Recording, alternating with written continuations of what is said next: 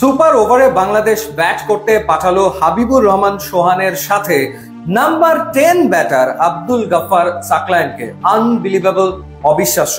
হ্যাঁ, সাকলায়েনের 12 বলে 16 রানের কারণেই মূলত এই ম্যাচ সুপার ওভারে গেছে।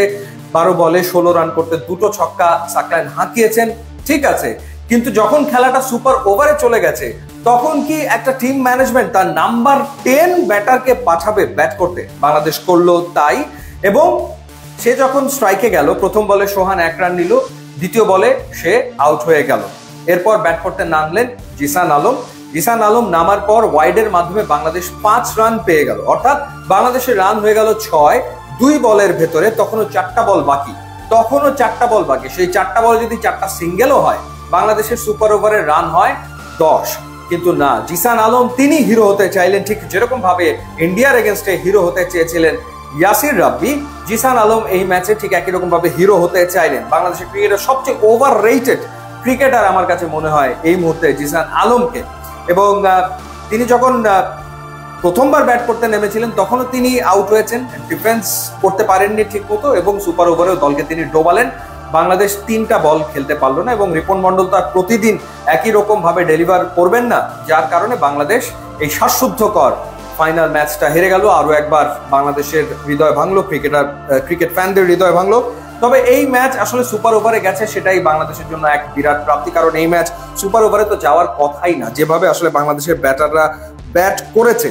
স্পেশালি যদি বলি যে 53 রানে বাংলাদেশের 7 উইকেট পড়ে গিয়েছিল, তো ম্যাচ তো সেখানেই শেষ।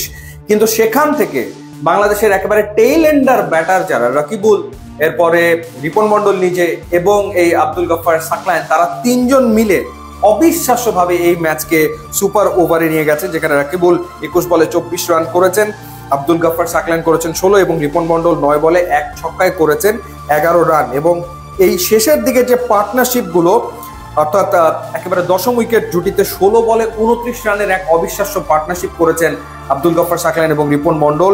এর আগে 8ম উইকেট জুটিতে রাকিবুল এবং SM মেহরব, তারা দুজন মিলে 30 বলে 37 রানের যে জুটিটা গড়েছিলেন, পার্টনারশিপ করেছিলেন, সেই কারণেই বাংলাদেশ এই ম্যাচকে নিয়ে যেতে পেরেছে সুপার ওভার পর্যন্ত। কিন্তু এতে টপ অর্ডার বা মিডল অর্ডারের ব্যর্থতা লুকোনোর কোনো সুযোগ আসলে নাই। ন্যাশনাল টিমের ক্রিকেটাররা যেরকম রাশিদ খান কিংবা নূর কিংবা ওয়ানিন্দু হাসারাঙ্গা কিংবা বারুণ চক্রবর্তীর স্পিন বুঝতেই পারে না, খেলতেই পারে না, একই ঘটনা দেখলাম এই দলের ব্যাটার যারা, তারাও আসলে স্পিন বল খেলতেই পারে না। স্পিন বলের এগেনস্টে তাদের কোনো টেকনিক নাই, তাদের কোনো ডিফেন্স নাই, এবং যার কারণে কিন্তু এই সুফিয়ান মুকিম 4 ওভারে 11 রান খরচায় 3 উইকেট নিয়ে ফেললো। আরাফাত নিয়েছে 2 উইকেট, এরপর সাদ মাসুদ তিনি নিয়েছেন 1 উইকেট। সো তাদের স্পিনের এগেনস্টে অসহায় ছিল বাংলাদেশি ব্যাটাররা, যেভাবে উইকেটগুলো দিয়ে এসছে। স্পেশালি দুজনের কথা না বললেই নয়, একজন হচ্ছে আজকেই ডাক পেয়েছেন জাতীয় দলে, মাইদুল ইসলাম অঙ্কন। রিভার্স শট খেলতে গেলেন স্পিনের এগেনস্টে, পরিস্থিতি, কন্ডিশন কোনো কিছু না বুঝে তিনি রিভার্স শট খেলতে গিয়ে LBW হয়ে তিনি আউট হলেন। এরপর ইয়াসির রাব্বি, এত অভিজ্ঞ, এত এক্সপিরিয়েন্সড একজন ক্রিকেটার, কি ব্যাটিংটা করলেন, এবং তিনি আসলে তার খেলার মাধ্যমে প্রমাণ করলেন যে কেন তাকে আসলে আর জাতীয় দলে বিবেচনা করা হয় না। কারণ জাতীয় দলে বিবেচনা করার মতো যোগ্যতা আসলে ইয়াসির রাব্বির নাই, এটা হচ্ছে একেবারে বাস্তব সত্যি কথা, সেই যোগ্যতা তার আর নাই। মাইদুল ইসলাম অঙ্কনের কথা তো বললাম যে আজকে জাতীয় দলে ডাক পেয়েছেন, আজকে তিনি ডাক মেরেছেন, অর্থাৎ দায়িত্ব তো নিতে পারেননি।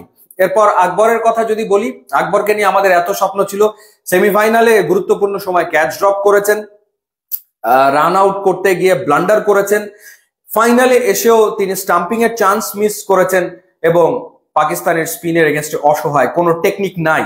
সো আকবরকেও কেন জাতীয় দলে খেলানো হয় না বা ডাকা হয় না, সেটার উত্তরও নিশ্চয়ই এই ফাইনালে আমার মনে হয় সবাই পেয়ে গেছে। সো ওভারঅল খুবই বাজে ব্যাটিং। সত্যিকার অর্থে যদি কেউ পারফর্ম করে থাকে তাহলে সে রিপন মন্ডল। দুর্দান্ত বোলিং তিনি করেছেন, এবং দুর্দান্ত বোলিং করে পাকিস্তানকে 125-এর ভেতরে তিনি রাখতে সক্ষম হয়েছেন, একাই আসলে তিনি কাজটা করেছেন। এবং রিপন মন্ডল 19তম ওভারে তিনি মাত্র 2 রান দিয়ে উইকেট নিয়েছেন 3টা। ওভারঅল দুর্দান্ত ছিল তার পারফরমেন্স, 11 উইকেট নিয়েছেন টুর্নামেন্টে। কিন্তু প্রতিদিনই তো আর রিপন মন্ডল জেতাতে পারবেন না, তো ব্যাটসম্যানরা যদি কন্ট্রিবিউট না করে তাহলে আসলে কেমন করে হবে। হাবিবুর রহমান সোহান তিনি শুরু করেছিলেন ভালো, দারুণ কিছু শটস খেলেছিলেন, কিন্তু সব বলে মারতে গেলে হবে না, এবং তিনিও আসলে পাকিস্তানের স্পিনেই আটকে গেছেন, আউট হয়েছেন। তারপরেও ম্যাচটা যে সুপার ওভারে গেছে সেই কারণে অবশ্যই কৃতিত্ব দিতে হবে এই টেইল এন্ড ব্যাটারদের, স্পেশালি রকিবুল কিংবা মেহরব কিংবা রিপন মন্ডল এবং একই সাথে সাকলাইনকে। সুপার ওভারে আমার মনে হয় স্ট্র্যাটেজিক্যাল মিস্টেক বাংলাদেশ করেছে, ঠিক একই রকম মিস্টেক ইন্ডিয়া করেছিল বাংলাদেশের এগেনস্টে। সেই কারণে ট্রফিটা বাংলাদেশের জেতা হলো না। দারুণ এক সুযোগ ছিল, 2019-এ পাকিস্তানের কাছে বাংলাদেশ হেরেছিল এই এমার্জিং এশিয়া কাপে। এবারও আবার সেই পাকিস্তানের কাছে বাংলাদেশের পরাজয়, এবং আরো একবার হৃদয় ভঙ্গ হলো বাংলাদেশি ফ্যান্সদের।